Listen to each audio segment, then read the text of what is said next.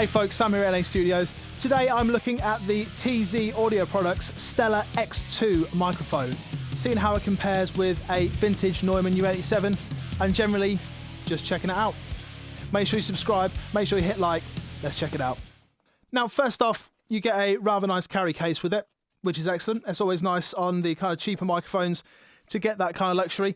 Just looking at the microphone itself, I was surprised by how small it is. It's very, very small. If you look at it compared to the SM7 or any other microphone, it's very, very tiny. It's more similar in size to kind of your USB condensers that you'd expect to get, but don't let that fool you. We'll see how it sounds in a minute. Also in the case, you get the usual kind of pop filter, and then you get a shock mount, which is fine. It's the standard one that you kind of get with the cheap microphones. Nothing crazy, nothing expensive, but it's good. It's decent. It does the job. The actual microphone fits in there quite nicely. It's a bit snug to get it in first, but when you do get it in, you're kind of reassured that it's going to stay where it is. It stays fairly level, which is good. No complaints with what you actually get there.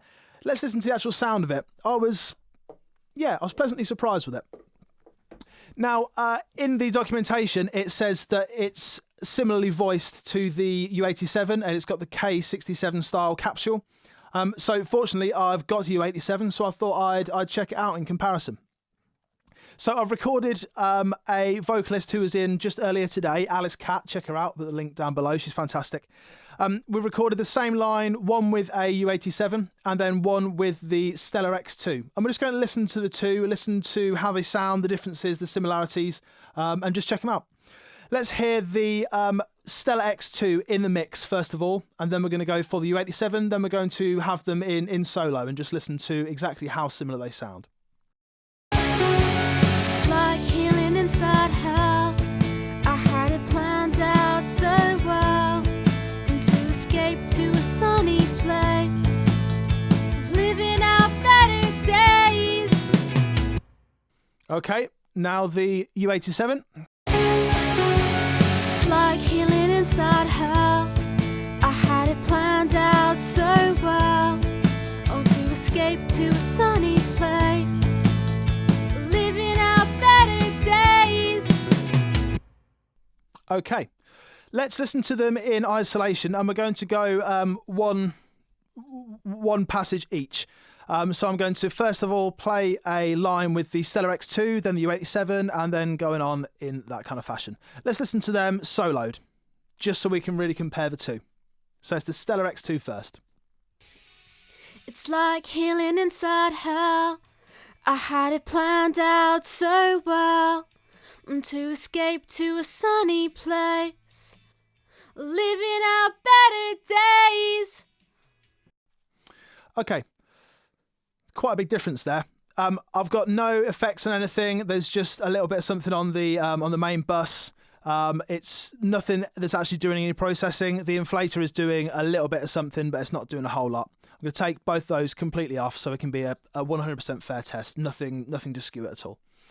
The X2 has got a bit more of an extended high end. If we listen to it, it's a touch brighter than the U87 that it says it kind of sounds like. It's like healing inside hell.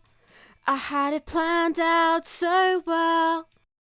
The U87 is a bit chunkier in the kind of the mid-range, the low mid-range, but that high end on the Stellar, it gets a bit aggressive, doesn't it? It's not that it isn't nice, it's just that it is a little bit thin sounding.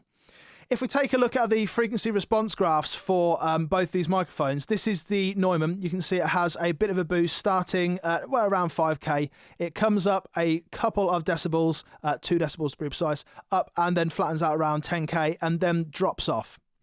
And the Stellar X2 the problem is these frequency response graphs, they don't tell the full story.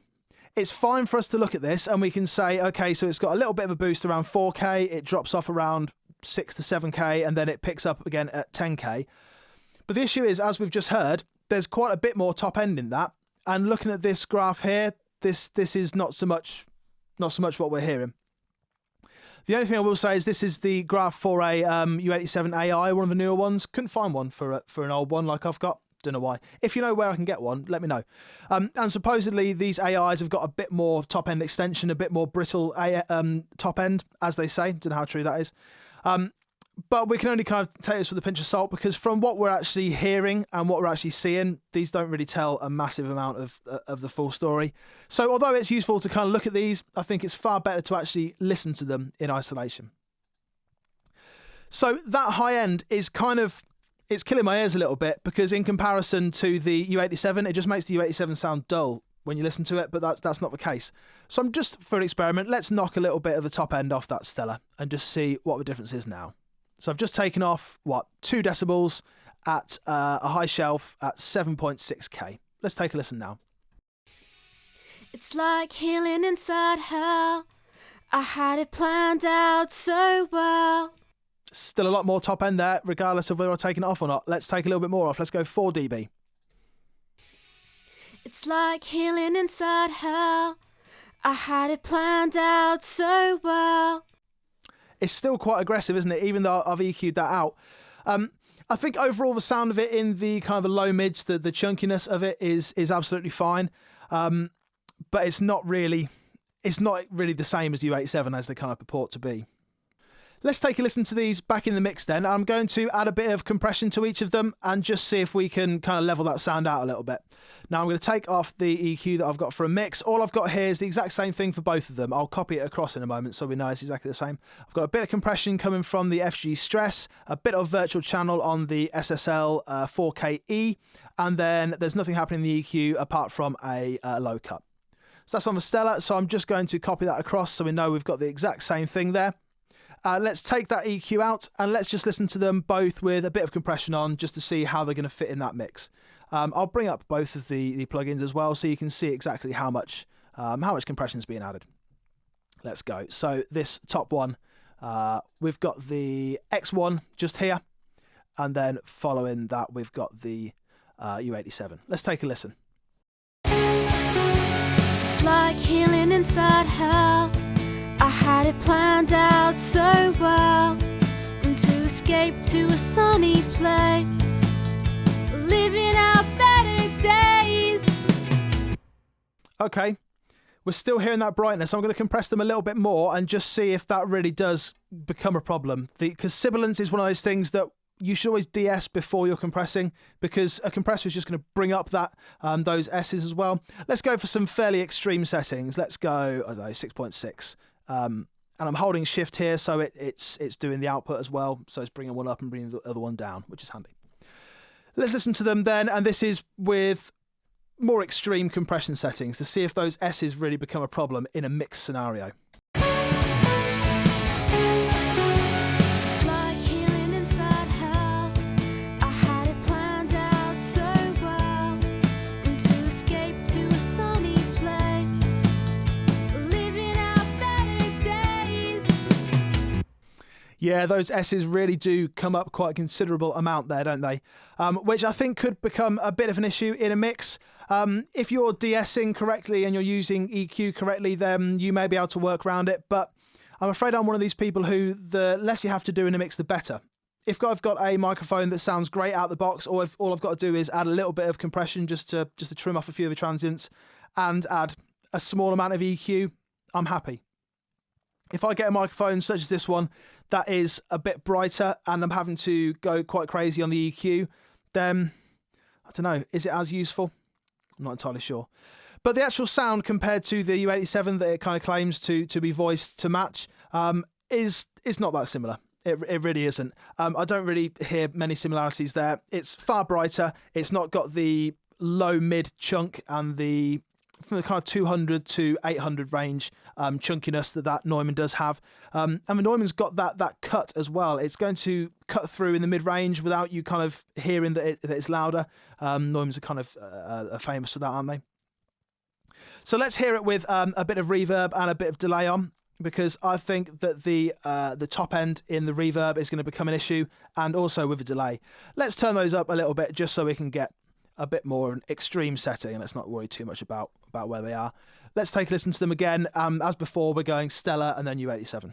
It's like healing inside hell. I had it planned out so well, to escape to a sunny place, living out better days. Yeah, you kind of get the reverb, the tail on the S's in particular. It does kind of extend just a little bit longer. The brightness of that, I'm not a massive fan of. But just for fun, I like to do, when I'm comparing two microphones, I like to have a little look at a match EQ. Now, a match EQ is not going to tell the full story at all. We should always be listening with our ears and making sure that what we can hear is what we're actually judging. But it's just an exercise just to see what it's like. So I'm going to put on a match EQ. I'm going to put it onto the Stellar microphone. Where have I got it? EQ, match EQ. So I'm sure we've seen the match EQ before. What we do is we've got the current sound and then we've got the reference. So I'm actually just going to drag and drop the reference on there. And then it's going to learn it and we're going to have a listen to it. And it's going to match them. So what I'm going to do is click learn to start analysing it. I'm going to press play and it's just going to listen to that sound of the Stellar microphone. It's like healing inside hell. I had it planned out so well to escape to a sunny place, living out better days. Okay, and then I'm going to drag this in there. So I'm just going to press J just so that I can get this. Yes, I'm going to create one file. I'm going to drag that over to the actual plugin itself. There we go. It's now learned that. And now let's have a look at the EQ curve to match them. Yeah, as we said. Okay, so we heard that the Stellar had a lot more in the high end. So this EQ is saying we're going to have to take out a lot of that high end in order to match it. That's exactly what we thought. And it's got far less in the kind of low mids and the mid range, all the way up to around 800 hertz. So as we said, the U87 has got more in that area. So in relative terms, we're going to have to add a bit of that to the Stellar to get it to sound the same. So that's kind of just confirmed what we heard with our ears. As I said, that is not the only way we should be looking at it, but it's kind of just confirms what we thought. So overall, it's not a bad mic. I like that you get the case with it. I think that is really handy. Sometimes you will just get the microphone; it'll just be in one of these little cases, which it's fine. But a little bit of build quality, a little bit of something extra from the company is always a nice thing. What I think is important to understand though is that at the price that you're paying for this microphone, I think this retails at somewhere between £200 to £280 UK, something like that. So you're looking at over $300. In that kind of price bracket, you can get a lot of other microphones that are going to satisfy the same kind of criteria as you get with this. They'll all have a pop filter with them. They'll all be relatively well made. They'll be quite solid, as this one is.